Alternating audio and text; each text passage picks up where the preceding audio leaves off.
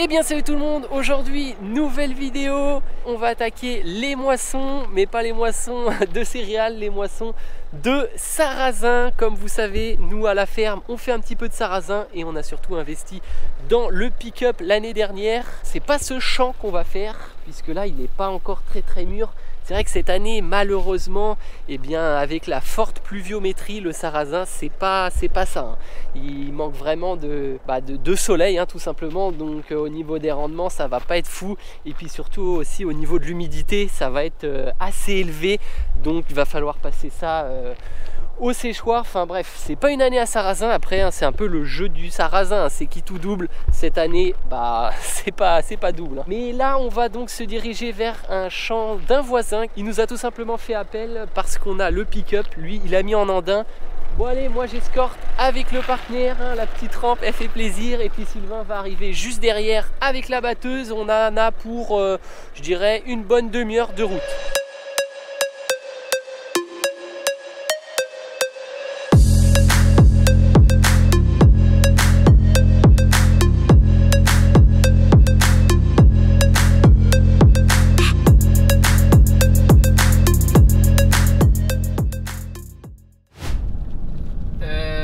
Ouais, j'aime pas trop ça, il pleut, c'était pas prévu, c'était prévu en fin de journée. Il faudrait pas que ça pleuve plus parce que sinon bah, là, le sarrasin qui est en andin, ce serait mort. Vu le temps, je pense c'est une petite averse, mais c'est vrai que cette année c'est vraiment la merde pour tout. Hein.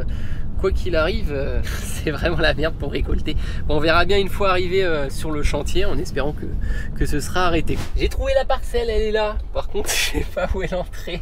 Est-ce qu'il y a un fossé? Et le tour a dû être fait en, je sais pas trop, peu importe, enfin en colza. Sinon, il y a un chemin là-bas. Peut-être c'est faut prendre le chemin. What? Je crois que ouais, je vais taper un demi-tour. Hein. Je crois pas que c'est là.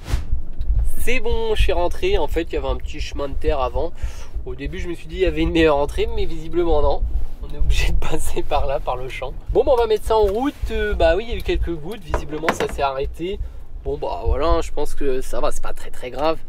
En espérant que ça se maintienne quand même.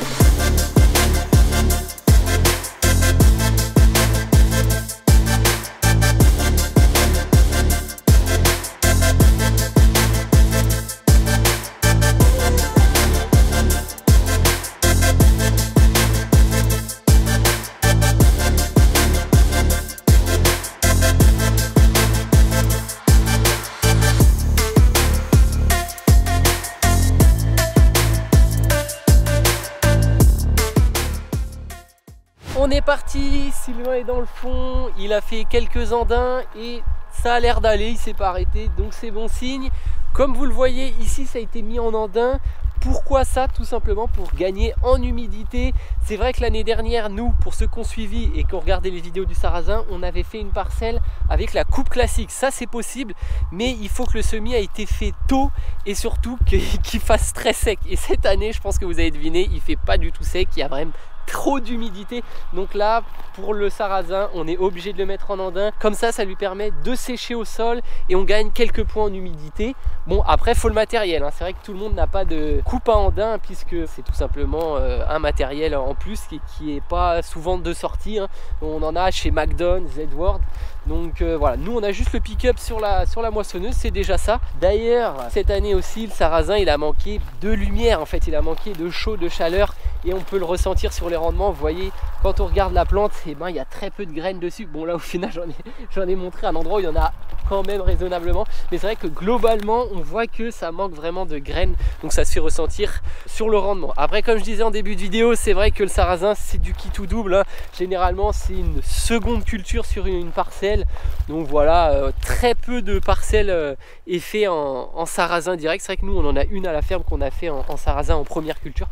Bon bah voilà, après c'est le jeu, hein. Cette année on a manqué de chaleur, de sec, donc le sarrasin n'est pas au rendez-vous. Mais bon, quand on le fait en deuxième culture, voilà, c'est pas très grave quoi. Il y a eu une culture avant, généralement c'est de l'orge, hein, puisqu'il faut le semer assez tôt, directement après au semoir direct, le sarrasin, pour justement gagner le plus de temps en maturité. Bon, je suis aux commandes de la machine, il y a Valentin avec moi, qui est tout simplement le propriétaire du champ. Tu me disais qu'en fait ici, c'est ce que je vous disais au début de vidéo, c'est un carré qui n'a pas levé, un carré de colza qui n'a pas levé, puis vous avez décidé de mettre du sarrasin, c'est ça? C'est ça, ouais. C'est des parcelles qu'on n'a pas pu semer parce que Ah oui, à cause du mauvais temps. Mauvais temps à l'automne. Ouais. Donc vous êtes parti sur du sarrasin, notamment pour la propriété nettoyante, quoi. C'est ça, oui.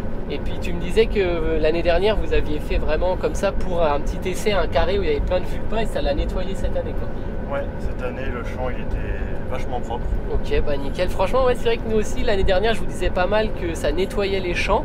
Et bah tu vois, tu me confirmes, donc si vous voulez une solution, puisqu'il y a de moins en moins de produits, donc va bien falloir trouver des alternatives. Et puis c'est vrai que là c'est pas foufou, on est à 5 quintaux en rendement, hein, c'est donc 500 kg à l'hectare. Cette année c'est vrai qu'on s'y attendait, hein, de toutes les manières, c'est pas du tout fameux.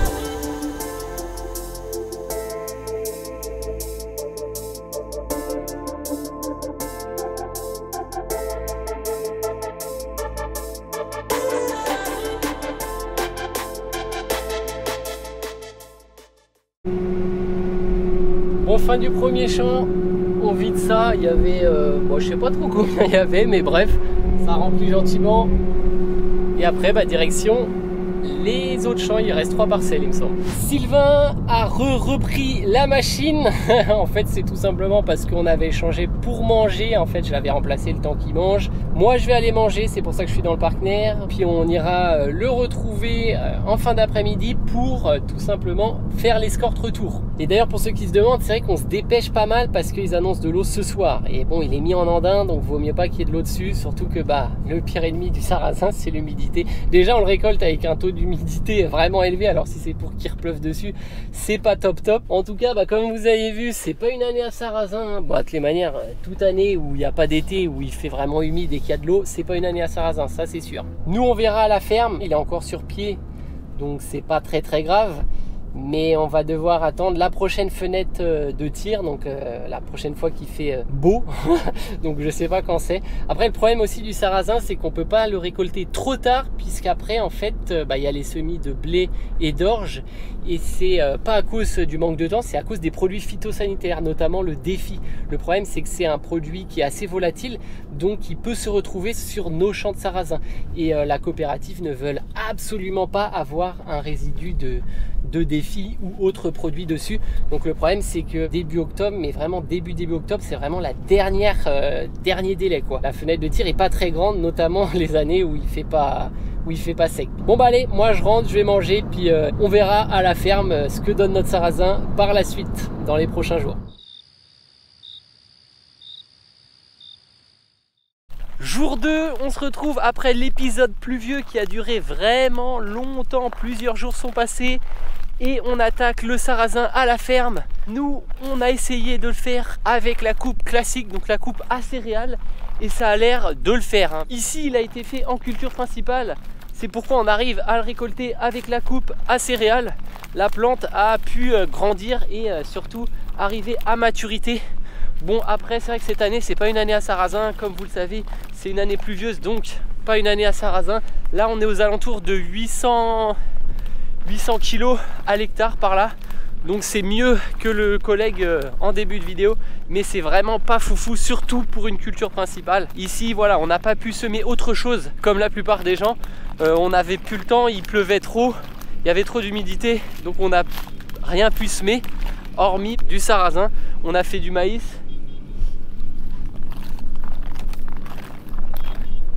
Ah, il y a un sanglier malheureux. Je sais pas si vous le voyez. Le sanglier.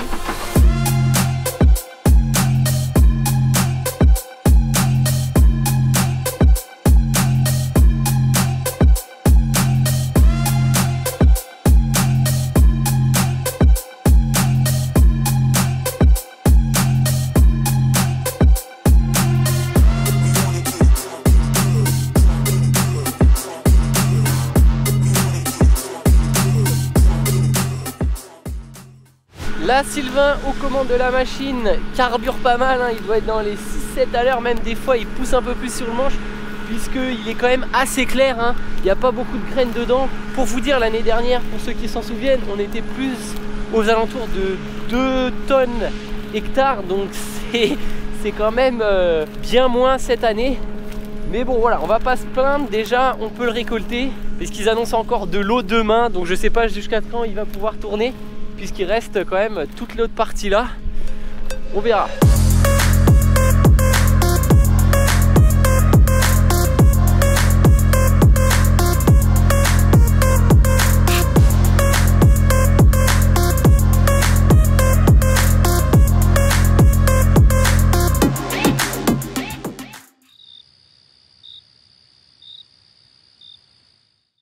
Jour 3, et comme vous pouvez le voir, le champ est terminé. On a réussi à tout faire le soir même.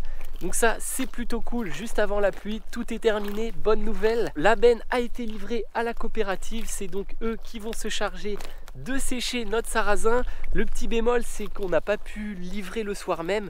Donc le sarrasin a dormi sous le hangar dans la benne. Ce qui fait que le lendemain matin, c'était un petit peu plus humide que prévu.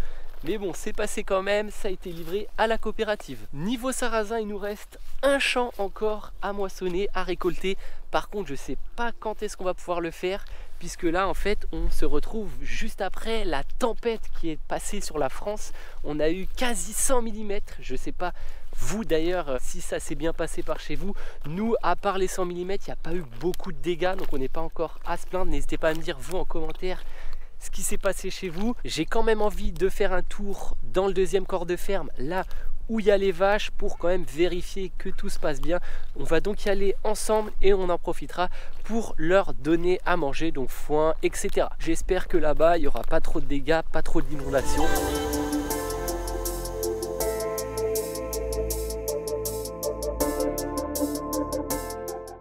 Bien arrivé au deuxième corps de ferme. Bon, comme vous pouvez le voir, c'est vrai que là, au niveau des râteliers, c'est vraiment la gadoue en tout cas.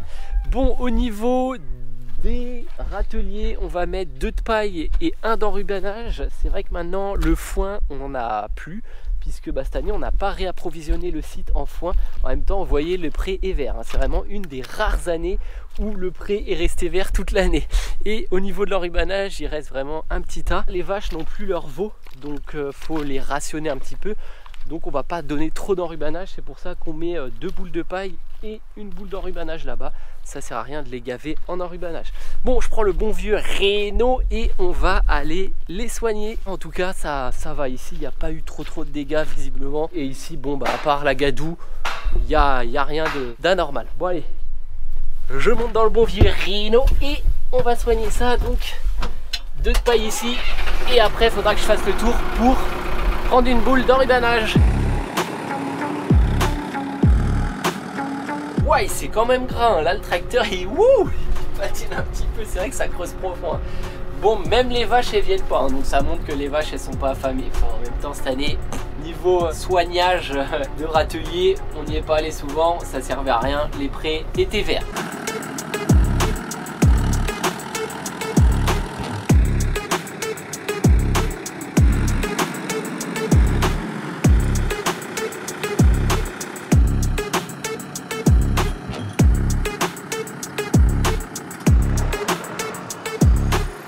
Et voilà, tout le monde a été nourri. Bon, au final, les vaches sont quand même arrivées. C'est surtout qu'à mon avis, elles m'avaient pas entendu. Bon, allez, ce sera une fin de vidéo. J'espère que ça vous a plu. Si c'est le cas, n'hésitez pas à lâcher un petit pouce bleu, à vous abonner et partager la vidéo. Et moi, je vous dis à très bientôt pour de futurs, notamment le Ford. Ne vous inquiétez pas.